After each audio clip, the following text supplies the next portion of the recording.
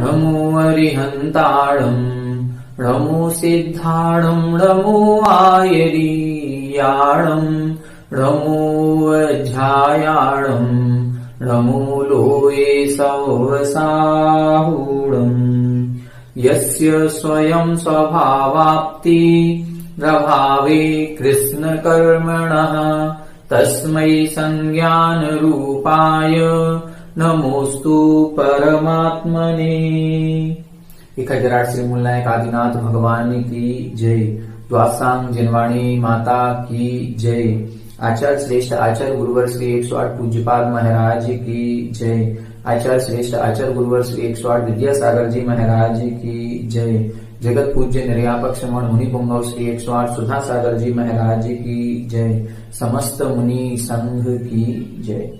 इष्टोपदेश ग्रंथ के स्वाध्याय की श्रृंखला में हमने बहुत सारे श्लोकों का अर्थ समझ लिया है।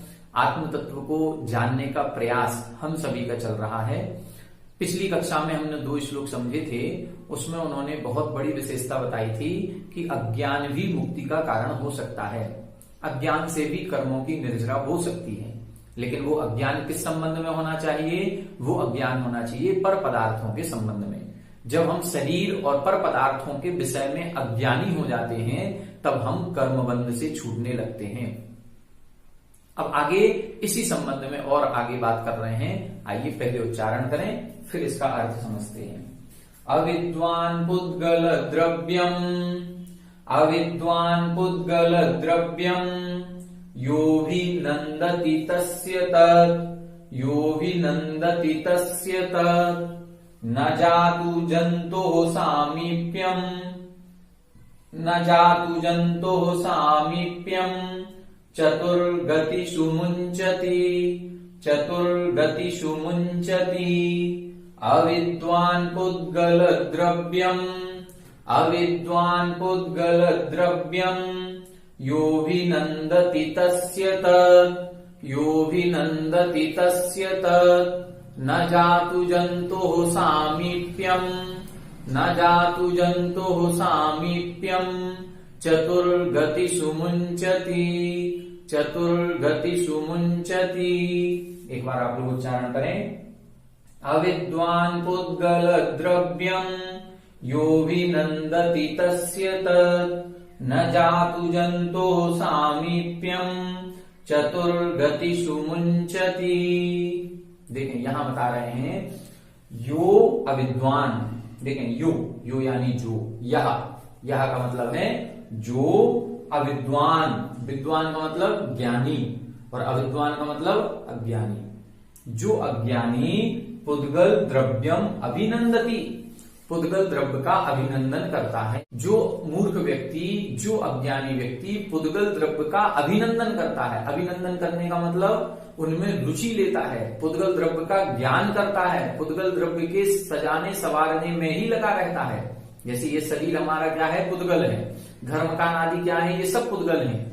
तो हम जो व्यक्ति, जो मूर्ख, जो अज्ञानी व्यक्ति इन पुद्गल द्रव्य के संग्रह में, इन्हीं के अर्जन में, इन्हीं के संरक्षण में, जो इनके ही संरक्षण आदि में लगा रहता है, तस्य, तस्य यानी उस जंतु, उस जंतु का, उस प्राणी का चतुर्गतिषु सामीप्यम, चारों गतियों में जो समीपता है वो जातु यानी कभी भी न मुंचती, नहीं छूटती है। क्या बता रहे हैं? हम किसको चाह रहे हैं? हम जिसको चाहेंगे वही चीज हमें भव भव में मिलेगी। यदि हम आत्म तत्व की उपलब्धि का प्रयत्न करेंगे तो हमें इस भाव में यदि आत्म तत्व की उपलब्धि नहीं हो पाएगी तो अगले भाव में हमें ऐसा भाव, ऐसी पर्याय, ऐसी सहनन शक्ति सब कुछ मिलेगा। ऐसे सारे निमित्त संयोग मिलेंगे कि हम पुनः दीक्षा लेंगे और पुनः दीक्षा लेकर के आत्म तत्व की उपलब्धि करेंगे। लेकिन यदि हम इस भाव में पुद्गल द्रव्य का अभिनंदन करते हैं, पुद्गल द्रव्य को जोड़ने में लगे हैं, पुद्गल द्रव्य के सजाने संवारने में लगे हैं, पूरा जीवन इसी में निकाल दिया हमने, वास्तविकता में देखा जाए तो हम 24 घंटे सुबह से लेकर के रात तक और रात से लेकर के सुबह तक केवल इस शरीर की और अन्य पर पदार्थों की सेवा शुश्रूषा में ही दिन निकाल देते हैं। सुबह से उठेंगे, ब्रश कर रहे हैं तो शरीर की सफाई, नहाना धोना है तो शरीर की सफाई, खाना पीना है तो शरीर के लिए, आराम करना है तो शरीर के लिए, कमाने जा रहे हैं तो शरीर के लिए, सब कुछ जो कुछ हो रहा है केवल इस शरीर के पर पदार्थों के चक्कर में ही हो रहा है। अब यदि हम पर पदार्थों को ज्यादा चाहेंगे, जो मूर्ख व्यक्ति, मूर्ख यानी अज्ञानी, अविद्वान, जो अज्ञानी व्यक्ति पुद्गल द्रव्यम अभिनंदति, पुद्गल द्रव्य का अभिनंदन करता है, सत्कार करता है, उसको ही जोड़ने में लगा हुआ है, उसका ही संरक्षण कर रहा है, तस्य जंतु, उस प्राणी का ये जो पुद्गल द्रव्य जो भी हमने चीज जोड़ी है, ये जो पुद्गल द्रव्य को हम इच्छा कर रहे हैं, ये पुद्गल द्रव्य उस जंतु का यानी उस प्राणी का चारों गतियों में सामीप्यम यानी समीपता, जातु कभी भी न मुंचती, नहीं छोड़ता है।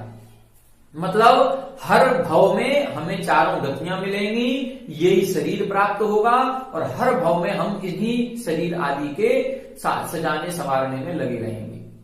क्यों? हमने ये भाव जो हमें मनुष्य भाव मिला, जिसमें विवेक बुद्धि मिली, जिसमें सोचने समझने की सारी शक्ति प्राप्त हुई, जिसमें हमें जनवाणी का सुनना भी मिल गया, फिर भी यदि हम क्या कर रहे हैं, हम इस शरीर को सजाने संवारने और पुद्गल द्रव्य के अभिनंदन सत्कार में लगे हुए हैं, तो आगामी भवों में हम चतुर्गति रूप संसार में ही भटकेंगे, हमें मोक्ष की प्राप्ति नहीं होगी, हम संसार में ही रहेंगे। इस संसार से सामीप्यम यानी समीपता हमारी नहीं छूटेगी।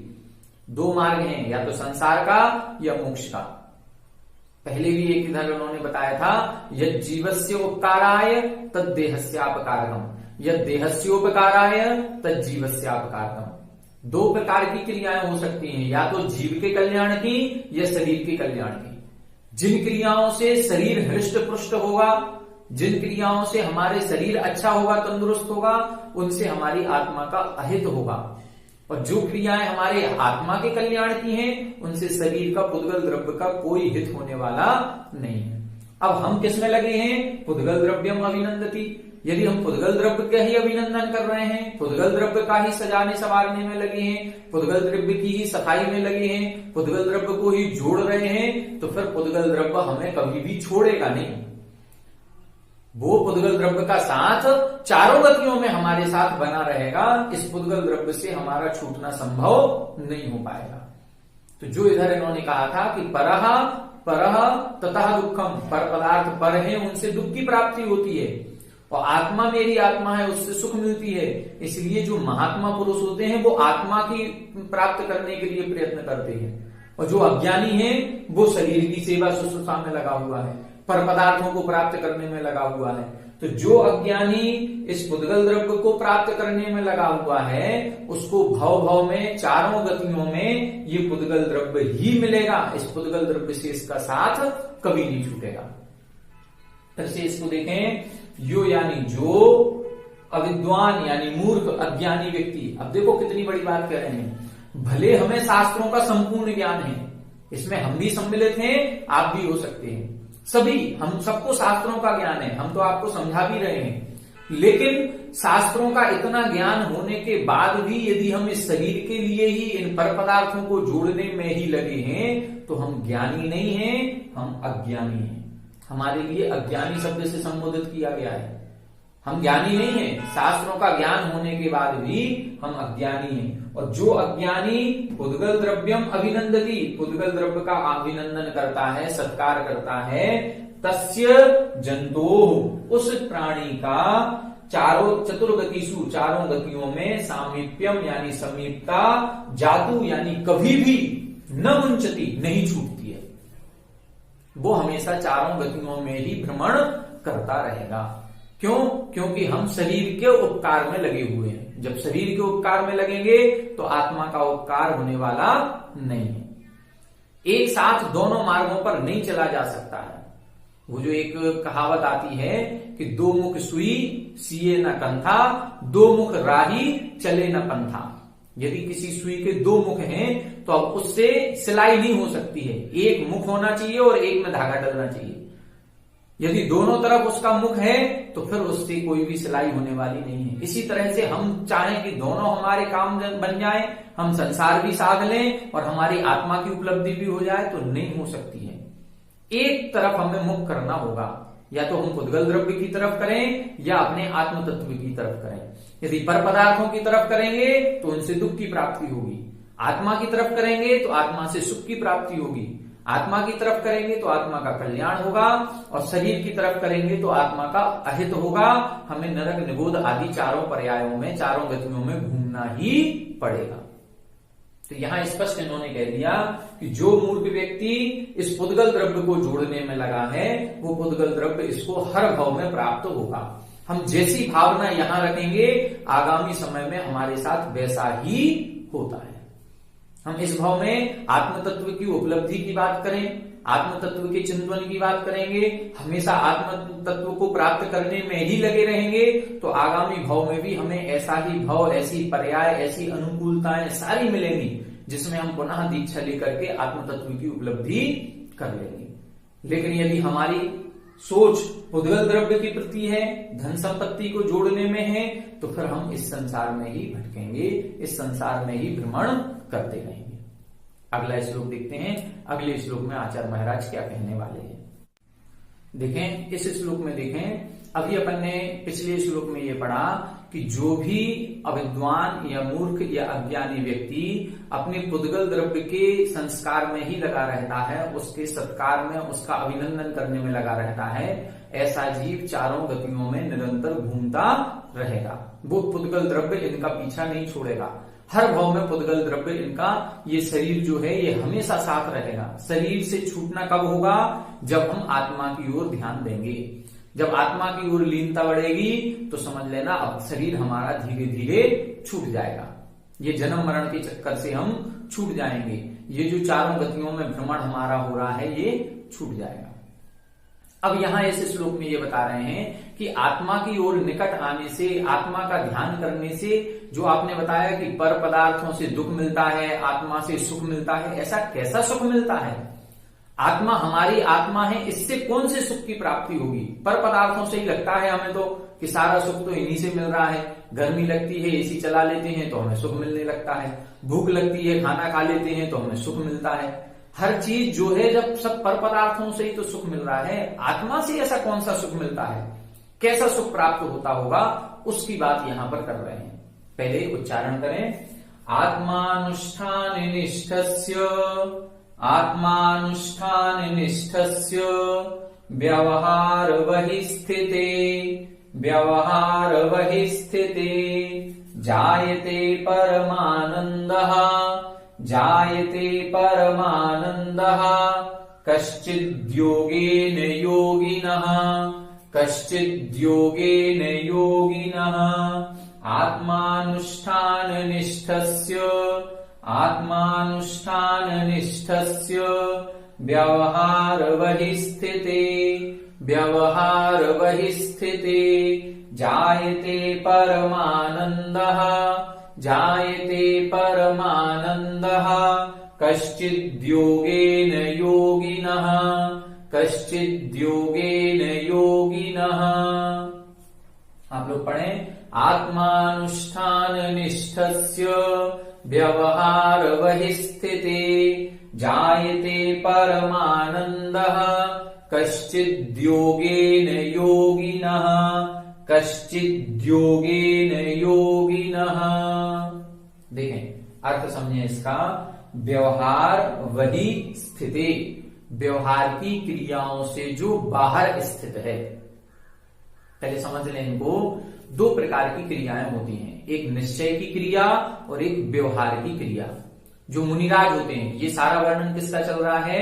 अध्यात्म योगी का, योगिनः, योगिना ने मुनिराजों का। जो मुनिराज, अब मुनिराजों की दो प्रकार की क्रियाएं होंगी।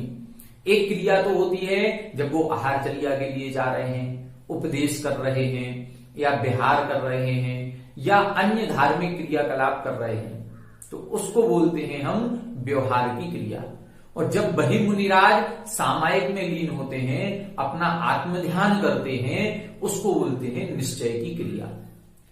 अब दोनों क्रियाओं में एक साथ दोनों नहीं हो सकती।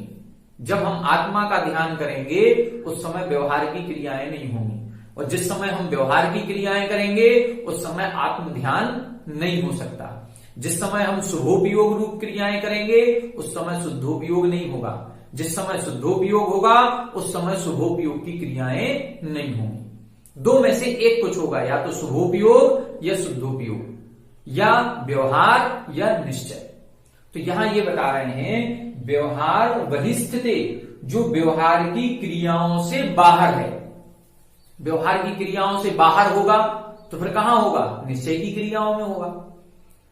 व्यवहार की क्रियाओं से बाहर है, इसका मतलब है आत्मा के ध्यान में जो लगा हुआ है। देखें, आत्म अनुष्ठान निष्ठस्य, जो आत्मा के अनुष्ठान, अनुष्ठान किसे कहते हैं? जब विशेष क्रिया विधि होती है किसी वस्तु को प्राप्त करने के लिए। जैसे शुभोपयोग के अनुष्ठान क्या है? विधान आदि करते हैं, जाप अनुष्ठान करते हैं, विधान करते हैं, बड़े बड़े विधान होते हैं, ये सब क्या है? ये अनुष्ठान कहलाता है, संकल्प पूर्वक। तो इसी तरह से आत्मा के अनुष्ठान में जो निष्ठ यानी लगा हुआ है, जो संकल्प करके सामायिक में बैठ गया है कि अब हम 2 दिन तक सामायिक से नहीं उठेंगे, अब हम 2 घंटे तक सामायिक से नहीं उठेंगे, अब हम इतने समय तक अपने 5 पापों का सबका त्याग करके आत्मा के ध्यान में आत्मा का ध्यान करेंगे, आत्मा के ध्यान में लीन हो जाएंगे।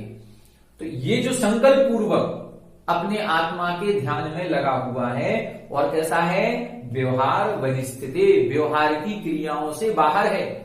जिसने प्रवचन करना बंद कर दिया, अब कोई श्रावक भी आ जाए तो उसको प्रवचन नहीं कर रहे हैं, आहार आदि की क्रियाएं भी नहीं कर रहे हैं, जितना समय मिल रहा है वो शुद्धोपयोग में लीन है अपनी सामायिक आदि के समय में। तो जिस समय सामायिक आदि की जाती है वो निश्चय की क्रिया है, वो आत्मा का अनुष्ठान है, आत्मा को प्राप्त करने का प्रयत्न है। जो बताया था, अतएव महात्मानः तन्निमित्तं कृतोद्यमः, कि जितने महात्मा पुरुष होते हैं वो आत्म तत्व को प्राप्त करने के लिए ही प्रयत्नशील होते हैं। तो ये एक प्रयत्न है, सामायिक आदि के द्वारा ही उस आत्म तत्व को प्राप्त किया जा सकता है, आत्म ध्यान के द्वारा ही आत्मा की उपलब्धि होगी। तो योगिनः, जो योगी या जो आत्मध्यानी आत्म अनुष्ठान निष्ठस्य, आत्मा के अनुष्ठान में लगा हुआ है, और कैसा है?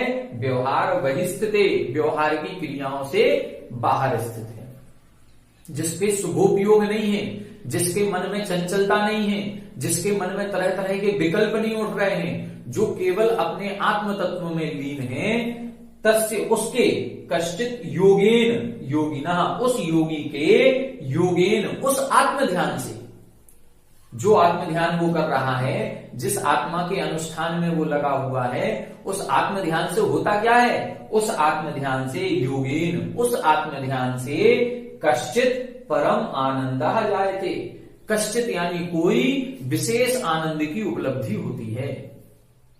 जो अभी बता रहे थे, आत्मा एव आत्मा ततः सुखम, आत्मा ही आत्मा है, उससे सुख की प्राप्ति होती है। तो ऐसा कैसा सुख मिलता होगा आत्मा से? वही बता रहे हैं, कश्चित परम आनंदः जायते, कोई परम आनंद की प्राप्ति होती है। अब उस परम आनंद का कोई उपमा नहीं है।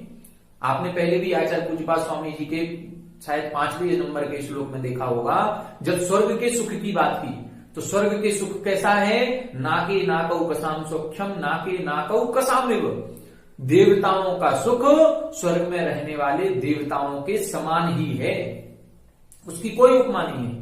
इसी तरह से इधर तो ये बता रहे हैं, कश्चित योगेन योगिनः, वो जो योगी योग के द्वारा अपनी आत्मा के ध्यान में लीन है, उस योग के माध्यम से उसको किसी परम आनंद, उत्कृष्ट आनंद की प्राप्ति होती है। ये सामान्य सांसारिक सुख नहीं है, ये उत्कृष्ट परम आनंद की प्राप्ति होती है। ऐसा परम आनंद है जो देवताओं के भी नहीं है, जो देवताओं के नहीं है। छैड़ालाकार पंडित दौलत राम जी ने क्या लिखा, सो इंद्र नाग नरेंद्र व अहिमिंद्र के नाही कहो। कितनी बड़ी बात कही। जब शुद्धोपयोग की चर्चा उन्होंने की तो उन्होंने स्पष्ट लिखा, यो चिंत्य निज में थिर भये तिन अकथ जो आनंद लयो। यो चिंत्य निज में थिर भये, निज में थिर भये मतलब अपने आत्मा के अनुष्ठान में जो लीन हो गए व्यवहार की क्रियाओं से बाहर। जहां उन्होंने स्वरूपाचार्य शुद्धोपयोग की चर्चा की उसके बाद लिखा ये, यो चिंत्य निज में थिर भये, अपनी आत्मा में जब स्थिर हो जाते हैं, तिन अकथ जो आनंद ले, जो आनंद की प्राप्ति होती है उसका वर्णन नहीं किया जा सकता। अकथ, अकथ का मतलब उसको हम कह नहीं सकते, ऐसे आनंद की प्राप्ति होती है और वो आनंद संसार में कहीं नहीं है। सो इंद्र नाग नरेंद्र व अहिमिंद्र की ना ही गयो। सब ले लिया इन्होंने, ना तो इंद्रों के देवताओं के इंद्र जो वैमानिक देव हैं उनके भी, इंद्रों के भी नहीं है। अहिमिंद्र जो 16वें स्वर्ग के ऊपर के 9 ग्रह, 9 अनुदेश, 5 अनुत्तर विमानवासी हैं उनके भी नहीं है। नागेंद्र, नागेंद्र का मतलब जो भूलोक में रहते हैं असुर कुमार जाति के देव, भवनवासी व्यंतर आदि, इनके भी नहीं है। और जो मध्य लोक में रह रहे हैं नरेंद्र, नरेंद्र का मतलब चक्रवर्ती के भी ऐसा सुख नहीं है। मतलब चाहे भूमिया जीव हो, चाहे चक्रवर्ती हो, चाहे इंद्र हो, चाहे नागेंद्र हो, चाहे अहिमिंद्र हो, किसी के भी वो सुख नहीं है जो सुख योग के द्वारा, अध्यात्म योग के द्वारा, आत्म ध्यान के द्वारा प्राप्त होता है। ऐसा सुख प्राप्त होता है। अब उस सुख को अनुभव किया जा सकता है, बताया नहीं जा सकता। अब आप सोचें कि हम आपको बता दें कैसा सुख होता होगा, ये सुख स्वयं अनुभव करना पड़ेगा। इसको ना तो हमने अभी अनुभव किया है ना हम आपको बता पाएंगे। ये तो वो शुद्धोपयोगी मुनिराज ही अनुभव करते होंगे कि उनको कैसा सुख मिलता होगा। बस इन लाइनों को पढ़ करके ये जरूर लगता है कि बहुत अकल्पनीय सुख है, उसकी हम कल्पना भी नहीं कर सकते, अकथ वर्णन भी नहीं। जब आचार्य वर्णन नहीं कर पा रहे हैं तो हम उसकी कल्पना कैसे करें। हम पढ़ लेते, वर्णन सुन लेते तो फिर भी हम सोचते कि हाँ ऐसा है। जब आचार्य जिन्होंने अनुभव किया है वो अनुभव के द्वारा आपको बता नहीं पा रहे हैं तो फिर हम सोच भी कैसे सकते हैं। तो ऐसा अनुपम अद्वितीय अकल्पनीय सुख उस योग के द्वारा उन योगी महात्माओं को प्राप्त होता है। यहां सुख की चर्चा कर दी उन्होंने कि आत्म अनुष्ठान निष्ठस्य, जो आत्मा के अनुष्ठान में लगा हुआ है। अब इससे बिल्कुल स्पष्ट हो गया कि जो अभी तक हम ये सोच रहे थे कि पर पदार्थों में सुख है, ये पर पदार्थों में सुख नहीं है, ये सुखाभास है। जो परम आनंद है वो परम आनंद कहाँ है? वो परम आनंद हमारे अपने स्वयं के अंदर में है। जब हम निर्विकल्प हो जाते हैं, जब निर्विकल्प होंगे तब ये सुख मिलेगा। व्यवहार बहिस्थिते, व्यवहार की क्रियाओं से जो बाहर है, मतलब जो शुभोपयोग में ऐसा सुख नहीं मिलेगा। हम सोचे शुभोपयोग में मिल जाए तो नहीं मिलेगा। शुद्धोपयोग की अवस्था में ही इस तरह की स्थिति बनेगी जब आत्मा आत्मा में लीन होती है। निज माही निज के हेतु निज कर आपको आप ही गहे, गुण गुणी ज्ञाता ज्ञान गे मझार कछु भेद ना रहो। उस समय की स्थिति है ये, जब गुण गुणी ज्ञाता में कोई भेद नहीं रह जाए, ज्ञान ज्ञाता ज्ञेय में कोई भेद नहीं रह जाए, जहां चिद भाव कर्म चिदेश करता चेतना क्रिया कहा, सब तीनों चीजें एक में हो रही हैं, उस समय की स्थिति की बात है ये। वो शुद्धोपयोग की अवस्था जो होती है उसमें ऐसे परम आनंद की प्राप्ति होती है। और आगे के श्लोक में बताएंगे ये जो आनंद प्राप्त होता है बस इसी से कर्म निर्जरा होती है। जो आनंद की, परम आनंद की, सुख की प्राप्ति होती है, यह सुख ही कर्म निर्जरा में कारण बनता है। इसको अपन अगली कक्षा में पढ़ेंगे। आज की कक्षाओं में हमने 2 श्लोक समझ लिए। दोनों श्लोकों में इन्होंने स्पष्ट कर दिया है कि जो अविद्वान पुद्गल द्रव्यम अभिनंदति, जो मूर्ख अज्ञानी व्यक्ति पुद्गल द्रव्य के पर पदार्थों के संरक्षण में, अर्जन में लगा हुआ है, उसका चारों गतियों से समीपता कभी नहीं छूटेगी। वो हमेशा चारों गतियों में रहेगा और संसार हमेशा से दुख का कारण ही रहा है। वो हमेशा दुख को ही प्राप्त होता रहेगा। क्यों? उसने पर पदार्थों को अपना इष्ट मान लिया।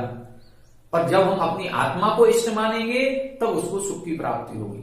तो पर पदार्थों में दुख की प्राप्ति होती है और वो उस संसार में ही घूमता रहेगा, पर पदार्थों को ही प्राप्त करता रहेगा। पुद्गल द्रव्य से उसका संबंध कभी भी नहीं छूटेगा। और जो अपने आत्मा के अनुष्ठान में निष्ठ है, लगा हुआ है, जो व्यवहार की क्रियाओं से बाहर है, ऐसे योगी के उस योग के द्वारा कोई अनुपम, अद्वितीय, अकल्पनीय, अकथनीय, अवर्णनीय उस ऐसे परम आनंद की प्राप्ति होती है। अब ये कैसा होता होगा? ये जब अपन स्वयं मुनि बनेंगे, स्वयं शुद्धोपयोग में लीन होंगे, तब उसका आनंद हम ले पाएंगे। इस आनंद से क्या होगा, इसको हम अगली कक्षा में समझेंगे। आप सभी लोग हमारे साथ बने रहें। सभी को जय जय।